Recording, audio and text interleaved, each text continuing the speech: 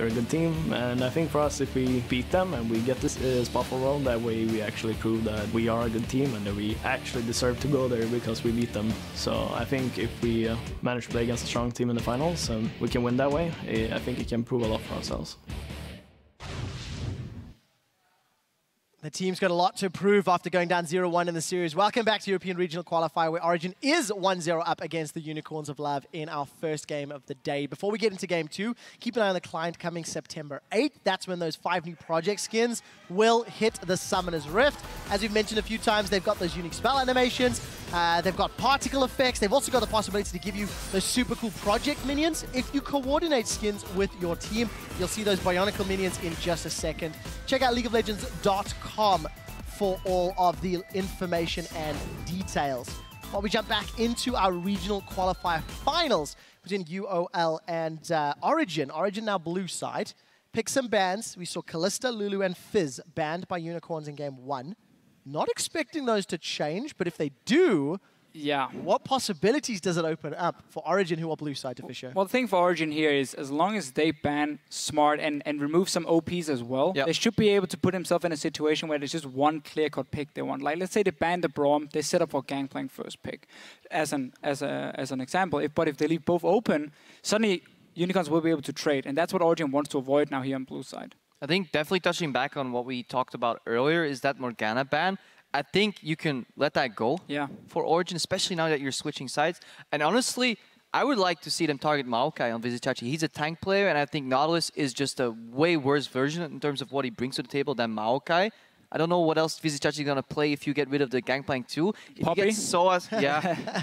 All right, but then you're back. Talk about killing the mood. Ban the Poppy as well. Then you're back to the old drafting phase of the Unicorns where they're not playing meta. One possible target you could do is Silver 2. Origen don't even have to worry about Kalista. Even if it's left open, they can leave it until a later rotation because Vardex has shown that he's just not the best on that champion. And that really is the problem here for Unicorns of Love. And the thing is, the reason teams want to be on blue side, something we talked about yesterday, is because, again, when there's all these OP picks on the blue side, you want to get rid of as many as possible so that there's one pick left for you. You can more target ban on the red side, so that would remove the Morgana, but we have to see what Origen decides to do. It can also just be a respect one against Hylissang because he's been so good on this champion beforehand. Well, gentlemen, the Origen analysts and coaches do not agree with the Morgana not being banned with you. They've taken out, along with the Varus, that is an adaptation. Braum is up, GP is up, Lulu was up, Fizz as well. So Fizz should be the next some ban. of the important ones. Origen needs to be careful with the last ban because right now they're leaving all these very strong picks, the Braum, the Gangplank, meaning Unicorn should be able to get 2 of them for the price of 1 on the side of Origen. They do ban Gangplank, so Fizz is open for them. They don't have to early pick it because we haven't seen Unicorn show it yet. I think this will be a Braum first pick for Origen because at least even if the Fizz is better, Fizz is 9-0 so far on 5.14 in playoffs, you still need to at least let the Unicorns show that they can play it. You have 1 game lead, you can experiment a little, and there's nothing that could technically go wrong at the bottom side of the map when you play Braum. And that's why I'm a little bit surprised that Gangplank was the last ban for Unicorns, because it simply meant for Origen, they could go for 3 target bans and then don't have to worry about how many things they would give away, because I know Azir lost, or well, gave away a few kills, but that was due to mispositioning, not the matchup itself, so that is still available for Origen if Victor gets early locked in from Power of Evil. This Gangplank last ban makes it that you trade inefficiently, but it does indicate that the Unicorns of Love say, well, we just simply don't have any, not even counter, we don't even have anything that can go even against the Gangplank in lane. Very, very, very true, because again, Fizz, we haven't seen it. Riven, we haven't seen from Chachi. And doesn't strike me as Vizicsacsi at all. He wants the tanks, but now again also on the side of Unicorns of Love, you steal away Tristana. I like that. What Nils would normally do then is just go for the Corki pick and say, you know what, I'm just going to get a little bit more mid-game impact in that case. But you can still run like a Protector AD carry composition. You have the Braum. Gragas is available if you want to have more protection as well. We'll find out. I know we debated the Elise versus Gragas jungle matchup even after I'm on Gragas' side. Well, let's see. Amazing is both all the options. With Tristana off the table, with Sivir Kalista banned away, Niels is also going to have his champion pool pressed a little bit. Has defaulted to Corki if you wanted to go for the more generic pick. But if you wanted the safety of scaling, Kog'Maw is an option. Yeah, because Unicorns right now are really going to look to scale into the late game with Tristana and Victor. And yet they don't have a weak early game either. Fine laning phase is even a strong one we can take for Tristana. Good tower pushing abilities. A lot of things you can do with these 2 early picks.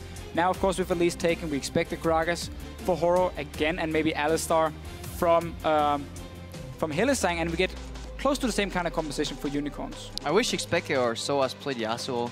I just really like it combined with Braum into a Victor, into a Tristana, because they're so projectile-based that you can really counter them in certain matchups. Look what Unicorns are doing, though.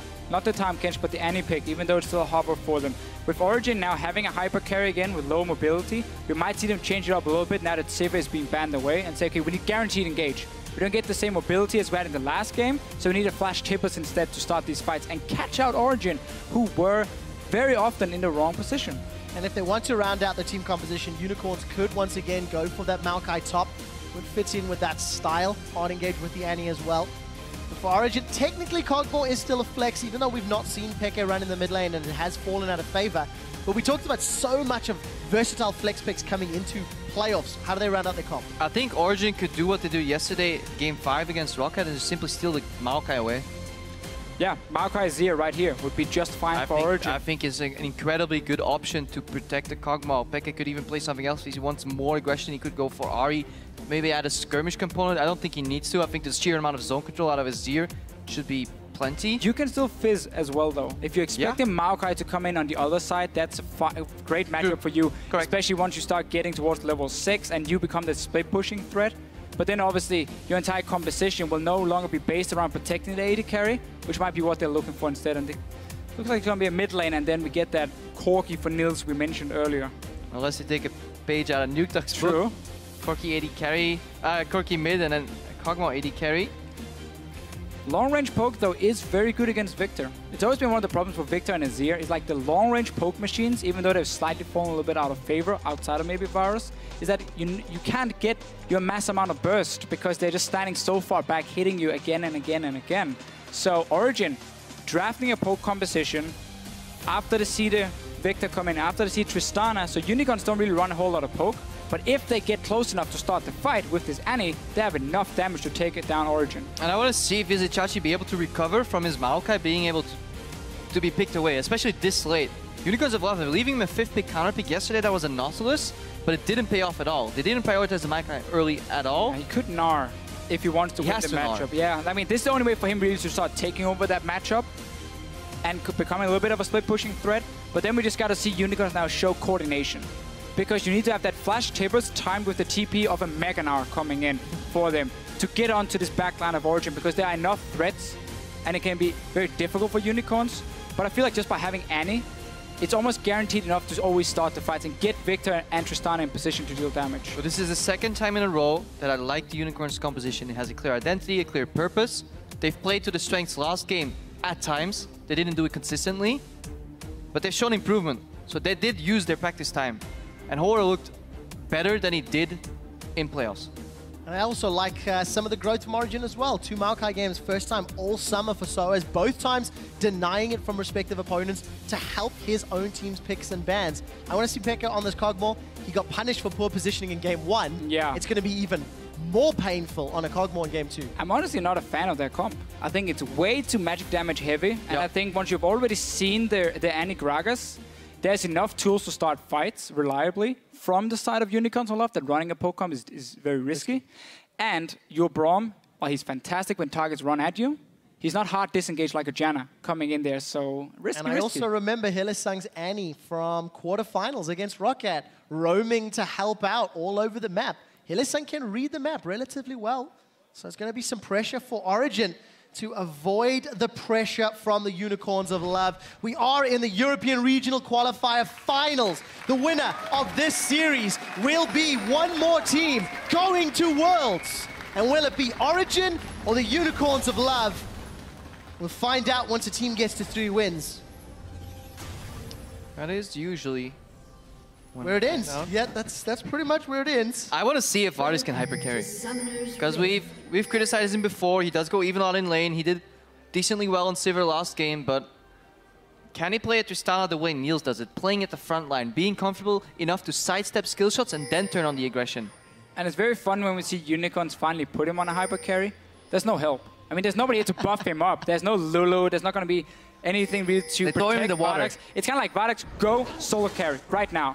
where we see a lot of the other teams now, especially here in playoffs, where the meta has shifted a little bit more towards the AD carries. They have like these Lulu comps where they really protect him and buff him up an early Harbinger to get more crit. Not sure Vardax is going to get the same help. Yeah, he doesn't really get the support treatment. His support is literally flashing away from him to land the Tibbers. Yeah. Top lane is supporting behind the enemy team. Body slam flash forward. Power Weevil is not even looking at him. So he does get the freedom. That offensive zone does get him to the freedom to position aggressively. But if he gets hit by one skill shot, which Origen have plenty of, because we say this poke comp, what I like about Braum, and now people are getting tired, crap, you really like Braum, is that his Q, if you connect it, it just facilitates the next poke. You know, Cocoon is easy to land on a 40% slow target. Corki Rock is easy to land. Kog'Maw can land additional pokes. So one guy gets hit, he's going to get blown up. That's something we need to watch for, especially in these team fights. And then, of course, Unicorns will want to counter-engage. You don't even have to aim that Q if Soaz is going to be able to get the same deep vision and the same teleports that we've seen punished against Origen. Well, you want him to do everything? Of course. If Origen get the same deep vision they had from the previous game in the first 20 minutes with the Maokai, there's going to be even more opportunity for them to combo. So, both the dual lanes going towards the top side of the map. Double range on the side of Unicorns, and of course Hylissang looking to be very aggressive early on in the lane, and Mithy will return. So, slight push advantage, I was about to say, and then it gets even out instantly by Mithy. Yeah, push is definitely on the side of the double range, though, so this matchup should play out. What they call AFK push. However, you can't really deny too much as Tristana. Once you skill E, these minions get blown up, so this lane will go on in pretty predictable fashion unless some really hard level 2 all-in engage comes out, but I doubt it. And we do see their standard start for both top laners. You take the camp, get the level 2. Source was very fast and already shoving in the wave to Visichachi. So once again, Origen at least has 2 of the lanes pushing. Mid lane right now is in favor of Peku in terms of the early push at least. And let's keep an eye on the junglers interaction. Amazing on this Elise versus Horror and Gragas. If the game goes late, we already know that tankiness and the utility Gragas brings is going to be infinitely more valuable than the single target Cocoon. But Amazing did show in the previous game he helped out a little. Not a massive amount, but he was where Origen needed him to be, and they got an advantage for Niels' lane. Yeah, and this is the thing about Elise compared to, let's say, another early game jungler like Nidalee, who really needs to get going to have a massive impact. Nidalee will never go for Locket. Rarely we're going to see Sidestone. Elise can't do that. She will become a bit of a utility bot in the late game and at least add some value. Early Rift Scuttler from both people. No surprise, each taking over one side of the map again. I've been looking at the way Origen have been controlling their waves, so they let top lane push easily. Peke pushed in early, then bounces back, so they deny Horror a potential gank. Soaz is doing the same thing, push it in, letting it bounce back, and an amazing tap to the bottom lane. It's almost impossible for Gragas to dive top. Peke can play safe enough, so Origen should have their bases covered on multiple lanes, unless they let or allow Horror to sneak in a brush somewhere in lane. So overall, they're playing pretty safe. And it's not going to be a problem for Niels to sit and last it on the tower as a Corki. Also with Braum and the Relic Shield stack. So Horror right now, once again, putting his focus on the top side, but that lane is going to slowly but surely push towards Origen again and again and again. Oh, now? Tristana can't freeze. Yeah, they're trying, but then you see the minions die to the explosion and you cry. Something you can do is literally give CS to your support to avoid an AoE explosion, stack 2 or 3 creeps to let the wave stack up very big, and then to share the creeps just to control the lane and abuse and deny CS that way. But that's something we very rarely see at the highest level. Taking a look at those stats really quickly, 7 games of Mithy's played on Braum. Amazing his bottom lane. I will finish the story in a moment though, as the hop over the spider. Chachi's going to get away for the time being. 1 or 2 more hits. The Cocoon connects. First blood to Soaz, well executed. It looked pretty, flashing to get in the hop and then bounce forward, but then you run out of gap closers, and then it is very easy target practice for Amazing. Connects the Cocoon, eventually gets cleaned up. And this really is the concern now, because you have that pushing top lane, so your jungler is secure in vision for them, and he's like trying to stay around the lane in case something happens. But then that bottom lane wants to start pushing out from the range champion, the Gnar. Well, Maokai is so good at just setting up this easy gank, and Elise coming in, easy first blood for Origen. And I feel this is Origen working together as the same unit. They push and control the waves on every single lane correctly. Top lane gets pushed, mid lane allows themselves to get pushed, bot lane bounces the wave so the jungler can come in for a gank. This is where Origen shows they understand where can we sacrifice a little bit in the early game, or where should we then be aware of a potential dive, which is not going to happen so early on. I mean, we're only 5 minutes in, so they knew, play safe top lane, don't risk anything, because the jungler could be there, and then make sure we can make a play on the bottom side. Well, a big chunk of damage onto Vardax is returned onto Niels, though. We did see Mithy trying to zone away Hylissang. Just very quickly, 7 games for Mithy on Braum. He's 6-1. The only game he lost was to Gambit in week 8. Mithy's 2-0 against Fnatic when playing Braum. It's just that champion that was first pick this series and continues to grow. And we can hear John cheer. Yeah, we're going to see that passive come into play. Concussive blows has been tagged onto Vardag. Oh. Flashes away from the cocoon, but the stun, spider form, and it is Mithy on Braum that gets the kill. We're not done yet. Chaos Storm onto Peke. He is going to cleanse. Flashes away as well. Follow-up flash from Power of Evil. The Death Ray connects, and PoE has Peke's number.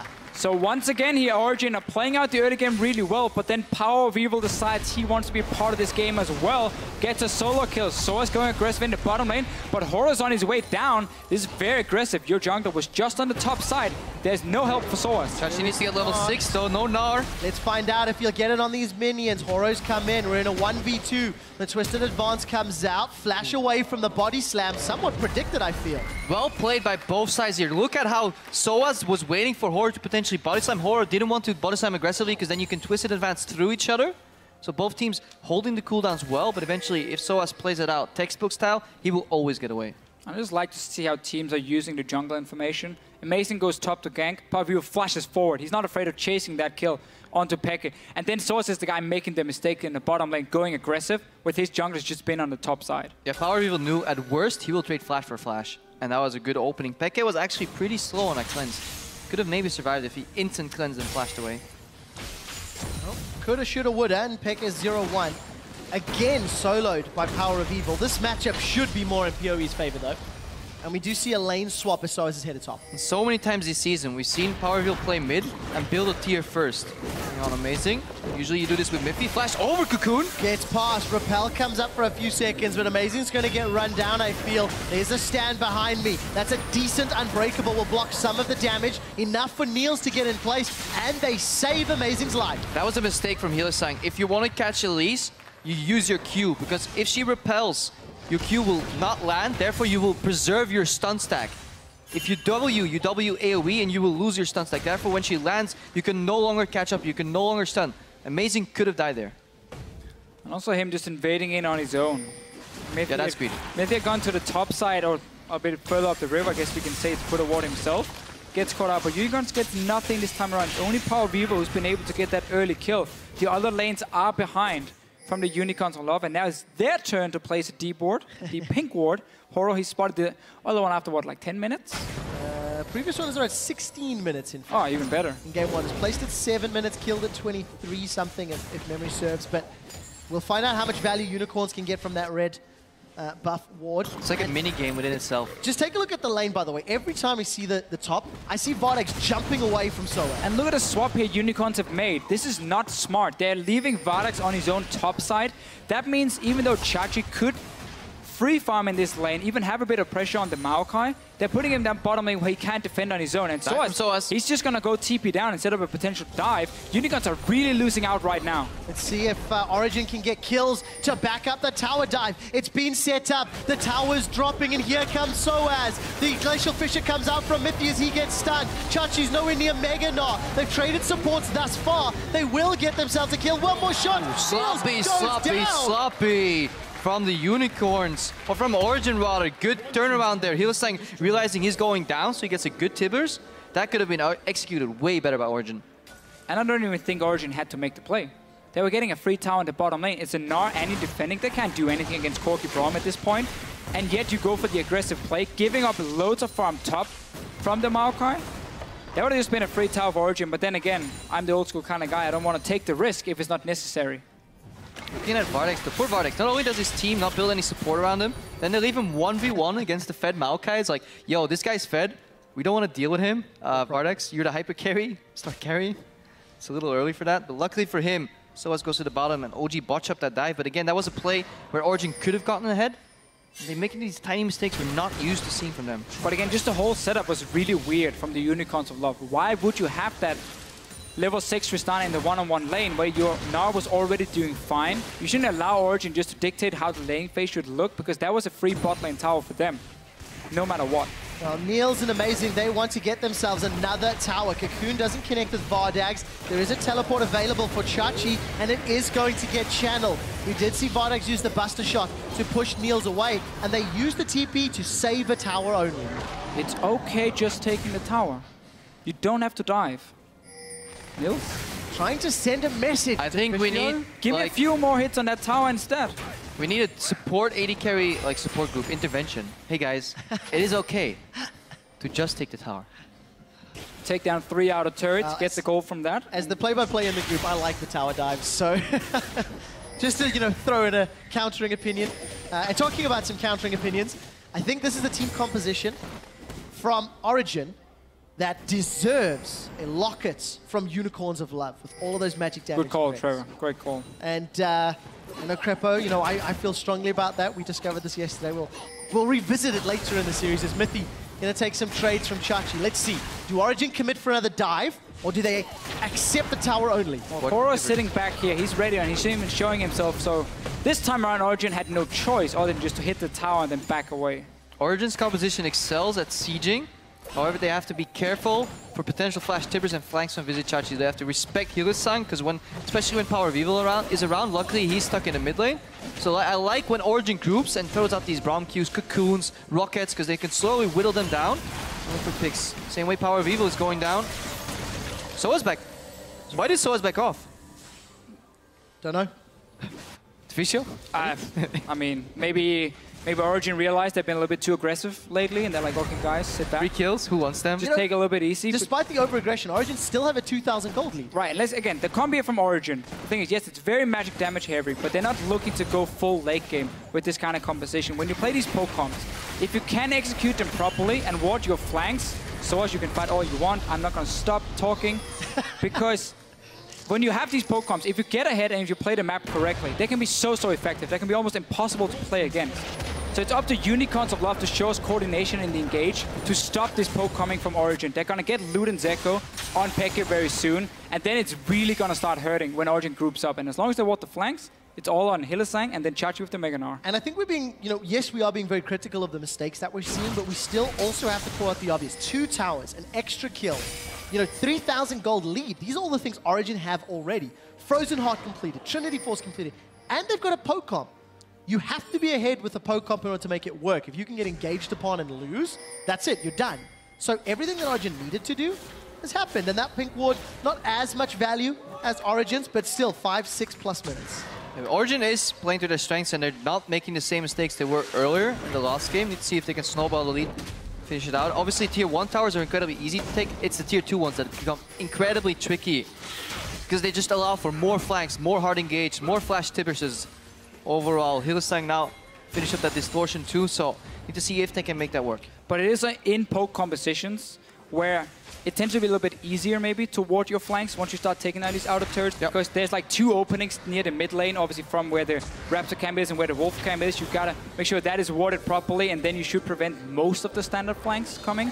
So Origen will be very happy getting this map control, and also despite having Pekka die in lane, he's been farming well. And he's not being ganked a second time. So he's doing okay, gets his Lute and Zeko now. He will start having an impact. And because of the lead that Origen built up, they get the first dragon of the game. It looks like Amazing may actually find Hylissang, and does. Cocoon connects, Volatile Spiderling as well. There's a red... Wow! That is a lot of damage. That's twice today. I've been surprised. Amazing's going to look for more. He's applied the red buff. This is going to make Living Artillery so easy to connect. Flash forward, and he might trade 1-for-1. Pekka flashes away to save his life. We've just gone past 15 minutes, and that just exploded. And this is the wave clear gone now for Unicorns of Love. Power Reaver's down for 20 seconds, so this mid tower is now suddenly open. Horo is trying to defend, but Amazing, he wants something. Something. He wants the Gragas. Does want the Gragas, Cocoon, and Fisher. Pekka is the one that gets the kill. And you can see how Unicorns of Love realize that they only have 1 engage, 1 tool to win this match, and that is Hylissang flash tippers. He got caught out. He could have flashed out. He could have tippers to save his life, but he knows if he uses that, he's useless for the next 3.5 minutes. But meanwhile, the Unicorns are dropping 1 by 1 by 1. This time, it's them not respecting the potential catch from Origen. Unlike game 1, it was Origen not respecting the potential catch from the Unicorns. And it just becomes easier and easier for Origen now to make the right call, because you get so far ahead that even if Unicorns get the right engage, it might not be enough if they keep dropping towers, because the gold will mean a lot. I mean, with 5k gold ahead now, 15 minutes is massive. Source is going to be almost unkillable. Vardex will again sit there as the single AD carry trying to hit him. It's not going to work. And I think Origen is showing that they have definitely the better odds on the blue side in pick and bans, stealing away that Maokai. We need to see Unicorns of Love, if they want that champion pick, prioritize it higher in their draft for sure in the next games. And just overall, Unicorns, too many OP picks, or too many strong picks rather, for them to ban. And not yet, getting anything done. This comp from Unicorns is by no means bad. It's a good composition, but it's now Origen outplaying them in the early game simply. This time around here, Amazing has an impact, and everyone else on Origen's side have been playing out the laning phase really well, except for that one mistake Peke made. That's about it. And now he has a massive impact in the game. He's been getting the kills. Yeah, I really like the fact Amazing and Elise this time around finding significantly more ganks and then using it to push down more objectives. We're looking at an inner turret. This is what we said was the hardest. A flash twisted advance. Vardex will go down. It will be Amazing. That's now 2-0-4, involved in 6 out of 8 kills. Chachi's even zoned away from the tower. They get a kill and an inner turret. And just look at the minimap here. There's a ward spotting 3 guys from Unicorns coming down from the bottom side. Up top, that ward's as well to spot the flanks. There's no way for Unicorns to really engage because they're just taking the bot lane tower, and just an easy move for Origen. Origen are identifying the right objectives, but honestly, the Unicorns are making it easy. They were 3-man sieging a tier 1 tower in the bot while their tier 2 was under siege. Vardex solo has to defend that. Of course he's going to die. Otherwise the tower dies even quicker. Then Origen rotated to the top lane. That tower is going down now, and the gold lead is approaching 7k. The tower's gonna drop. The Fisher comes out. That will connect the Mega Gnar Chachi. Tower number 5 is down. Peke firing out those living artilleries, finding target after target, and you know, a good turnaround for Origen at 17 minutes in the previous game. It was looking a little scary, and now they've got a massive advantage. This is what we've been saying in different series too. It doesn't matter if you pick full on meta if you can't play it. Sometimes it is better to stray and pick unique champions. I think Unicorns have over the course of the season went too far in that direction. They went 2 niche champions instead of just playing meta, but right now they picked a composition that should work, but they didn't play around their carries. They left Vardex on an island, they swapped away heals at the bottom really weird, to defend the Gnar. Chachi doesn't have the same impact, even though he has the winning matchup over Soaz. Before that swap, Unicorns had an okay time in the laning phase at least, and then suddenly it just went horribly wrong because now Origen had winning lanes all across the board.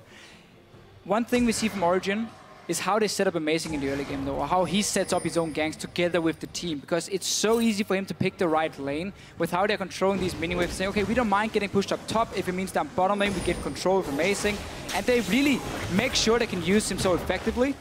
Horror doesn't have the same, it seems like the same synergy, or at least the same early game strategy together with the Unicorns of Love, so it's harder for him to have an impact.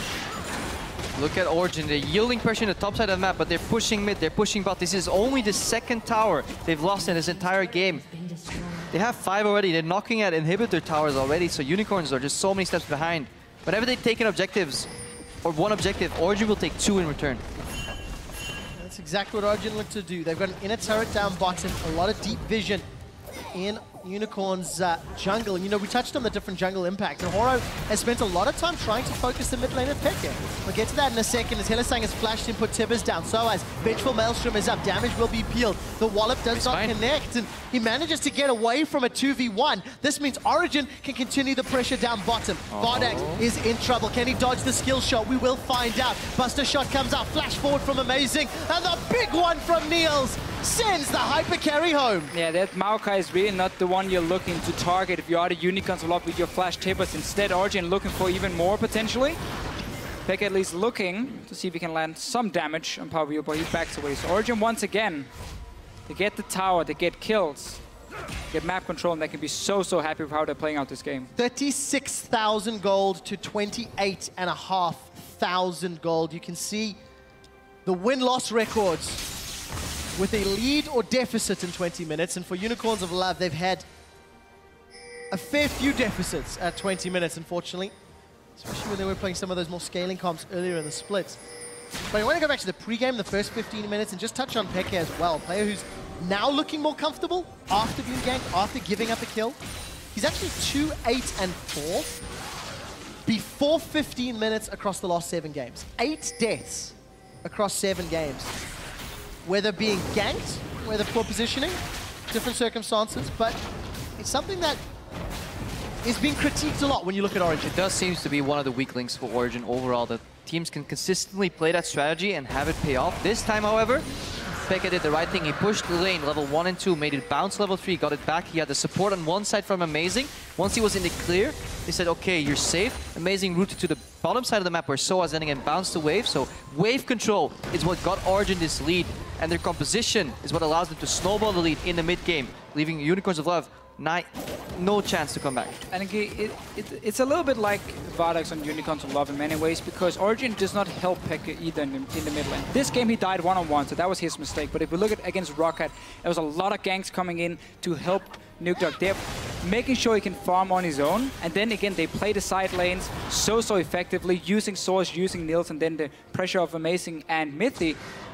And we don't often see Pekka really have much of an impact before we start hitting team fights. And that's what Origen as a team needs him to do. So as long as he plays safe, he's basically doing his job in the early game. It's a testament to the team identity, is it not? Origen is a team that doesn't play mid, as you just described. And Power of Evil for the Unicorns is a team that he needs to carry. And when Power of Evil's unable to, it becomes a bit more difficult. But it's even harder for PoE because he doesn't have Soas and Niels in the side lanes, or he doesn't have the map play that we saw from Origen, and we've seen through Origen multiple times. Now again, Unicorns of Love with their composition, relatively meta, unexpected. They have a clear goal. Usually they want to 4-1, keep the Maokai in check with the Vizichachi split push. That's why he's building these very 1v1 oriented items, but he's too far behind to make that work, so that's out of the equation. They need to find a flash Tibbers, teleport from behind, Mega Gnar, 4-man. That's like the only way they can win. Origen have shown in this series already they're so good at gathering information and not allowing that to happen. And with Horo not getting any gold really, again, his locket is going to be way too delayed, so the 3 magic penetration boots we see on the side of Origen will have so much value for them. Not really anything Unicorns can do to defend themselves right now. No real way for Horo to get a lot of gold unless we get that crucial team fight where Unicorns get that flash tables from Hylissang. It has to be a Nils though, because there's a cleanse on the side of Pekka, and they gotta be able to one-shot him instantly. Well, gentlemen, that split push 1v1 is continuing. We saw that 20 seconds ago, and Soas continues to hold the tower. We actually saw Amazing steal the red buff from full vision of Unicorns of Love. Hylissang's in trouble. Living Artillery, first one connects, but nothing more. Yeah, and look at how Vizichachi is manhandling Soas, even though Soas is 2-0-2 into a 0-2-2. Gnar, this is the way this matchup is meant to play out. If the early game goes even, this could be snowball effect. Now Horo is forced to face check into the jungle, and they'll keep having to do this. Unless they get 5 scrying orbs, they will have to keep walking in one by one. And if they don't, then Origen can simply start Baron in the dark. And you cannot give up this Baron here. It's too good on a poke composition. They're doing everything to keep Hylissang away, and that includes killing him. Soas joins in, Pekka has the range, they take the Baron, and now it becomes nearly impossible to do anything when you can't wave play with your Victor. You buff up these minions. Pokecoms, they want the Baron, they're not great at taking it, but if they play it like this from Origen with that control, it's very, very simple and well played from Origen here. Yeah, Pokecoms just value so much from Baron, and they just suck against Baron. They really need those Baron keeps, because when everybody's standing still, trying to clear the creeps, it becomes even easier for you to land your poke. You have so much more time. Now we see Niels going against Vizichachi. He can take his sweet time because Soas, top right of your screen, is flanking. This should be a dead Gnar. It's going to be. It's just a matter of time. Concussive Blows comes out as well. That's going to give the stun. X-Drinker comes out. Chachi even uses the Mega Gnar, but doesn't find a stun. And Origen at 24 minutes continue to accelerate their lead. Looking to finish this one convincingly. You know, from what I've seen from Origen's Baron calls, yesterday against Rocket and now today against UOL, it feels like they've studied Fnatic's earlier Baron calls a little bit more, because they've had relatively low-risk Baron plays when they have had advantages or map play that has allowed them to do it, as Origen looks to secure another turret on the map. Yeah, Chachi's dead still. He's gonna respawn now, but he's in mini now. He has no ulti even if he goes Mega and engage from Soas. Soas jumps all the way into Hylissang, the primary initiator for the Unicorns of Love. The base is broken in middle and bottom lane. Inhibitors are being rushed down by Origen. There is nothing Unicorns can do. There are too many threats on too many fronts, and Origen say they want to finish this one now. Supers are spawning in 2 lanes. They're just going to let the Baron and Part minions get to the Nexus. Still a third of the timer on that buff, by the way. And then they can look to finish in the next wave or two. Origen have so much magic damage. They have a composition that cannot fall behind. So yes, it was very risky. But the way they've been playing out the early game, they've been outplaying Unicorns of Love. They haven't been able to use Hylissang at all on this Annie, really. We haven't seen any sort of engage. It's basically just falling behind the laning phase. Makes it so easy for Pokemon to start grouping. And there's so little you can do against it. But I very much so prefer a composition that is risky in the sense that it can fall off at a certain point. At least you can play to win. If we compare it to game 1 where Origen played against Rocket, they played a composition that only comes online after 25 to 30 minutes with 0 wave clear and 3 split pushers. That was way more risky in my opinion. So I like at least that they're going for an identity here that they can play out. And they did it beautifully. And props to Amazing, honestly, for orchestrating this early game, being in the right place at the right time, snowballing to correct lanes, and then the remaining Origen members being careful. And now, yeah, all what's left is... This needs to work. This has to work for Unicorns of Love. Denied. Been scouted. Hylissang's in trouble. He manages to stun Niels, but that is all that will happen. Pege is spitting everything he's got. He's chugging the living artillery's Power of Evil has cleansed away. Still has Flash. Here comes Soaz in the middle. Megandar's going to be hopping away defensively as Buster Shot boots Soaz back to the goals.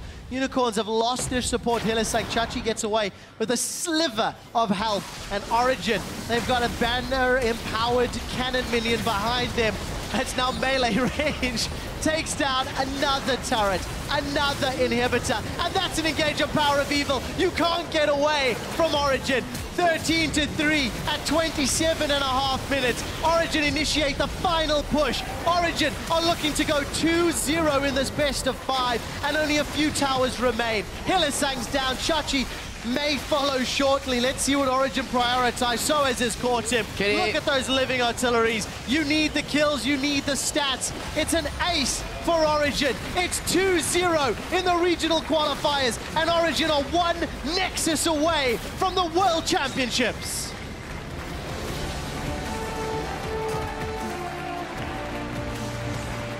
And the difference between game 1 and 2 couldn't honestly be bigger. Swapping sides. Origen coming out with a different strategy here. Just going pretty cookie cutter, straightforward. Double poke, aggressive jungler, making picks, vision control. And the Unicorns, they can't afford to make those early game mistakes when they play a composition like this. They need to play to their strengths and hide their weaknesses. That swap that we highlighted earlier where Hylissang went down to the bottom to help the Gnar. Just, yeah. Was it the symptom or an actual result of just poor shot calling? But the thing is, you have this composition that works really well. That should be able to work into poke. You never get a chance to really use it because, again, you make so many mistakes in the early game. We get to see, though, they knew Victor was coming from Power of Evil. So, like, okay, what's good against Victor? Long-range poke. So we start building this comp. They got Braum first pick from it as well. The Gangplank ban is, again, also basically Unicorn showing to me we have nothing to play against it. So we can't even risk them first picking Gangplank and then we get Braum in second or first rotation. It's not going to work for us because we won't be able to beat Soaz. So that's really a massive problem. Unicorns have now to go back on blue side. They have to win the pick and ban phase, and they have to play way better in the early game. Otherwise, we get a repeat of this. The thing is for Unicorns, they are looking a little better than we have seen in recent weeks. Actually, both of the teams today, Origen and Unicorns, have played the exact 3 teams throughout the course of playoffs and our regional qualifiers. It includes Rocket, H2K, and Fnatic. And over the course of those series, Unicorns looked worse and worse, really, until these 2 games. They're now playing meta. They are playing those maps. But the problem is it's come too late in the season. It's come too late to learn. We've seen now mistakes in the gameplay that you simply are way more difficult to fix from game 1 to 2 than we had, if you'd had several weeks to practice them. Yeah, I mean, a lot of people expected Origen to be the big favorite going into this year. They were the second best team in Europe after really showing what they could do against Fnatic, beating H2K in the semifinal. So it is tough to suddenly expect Unicorns to be able to beat Origen, but we saw in game 1, I mean, they can catch them out of position. They can play really well. They just need to be able to do it even further or even more because closing out the game is then the second part. So giving some hope to fans. We'll see whether or not Unicorns can fix some of the problems coming into the third match. Origen is just one win away for qualifying for the World Championships in 2015. Unicorns, they need to stop them in Game 3 to keep their season alive, or they're going on an early vacation. Don't go anywhere. We'll be right back. X-Paco is not famous enough. X-Paco. Fnatic is bigger than X-Paco. Fnatic. X-Paco! They only have 1 more million followers than me on Facebook. But I have more than them on Twitter, so I got that going, which is nice. Amazing may actually find Hylissang and does. Cocoon connects, Volatile Spidling as well. There's a red. Wow! That is a lot of damage. Vardax is in trouble. Can he dodge the skill shot? We will find out. Buster shot comes out. Flash forward from Amazing. And the big one from Niels. Okay, good job. I got the gun. No, I have my E. No, I have it. Gragas. Oh my head. So good shot calling. Shut the grab. It's 2-0 in the regional qualifiers. And Origen are 1